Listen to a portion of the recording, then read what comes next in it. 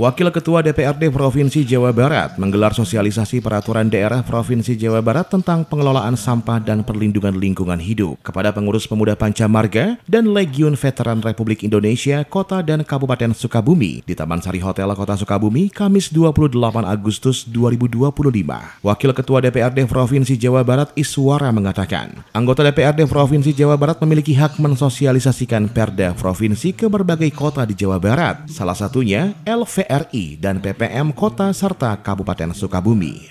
Ya, jadi anggota DPRD Provinsi Jawa Barat itu mempunyai hak untuk melakukan sosialisasi peraturan daerah yang tempatnya dapat di mana saja sejauh di Jawa Barat. Nah, hari ini saya selaku Wakil Ketua DPRD Jawa Barat memilih untuk melakukan sosialisasi perda atau sospert di Kota dan Kabupaten Sukabumi.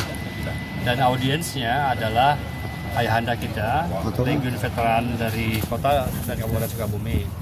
Yang kedua, audiensnya adalah rekan-rekan pemuda Pancamarga di Kota dan Kabupaten Sukabumi. Itu yang menjadi peserta pada hari ini.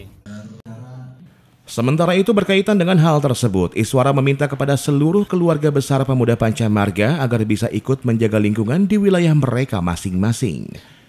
Dari Kota Sukabumi, Muhammad Ujang Heriaman, Tim Liputan MGS TV melaporkan.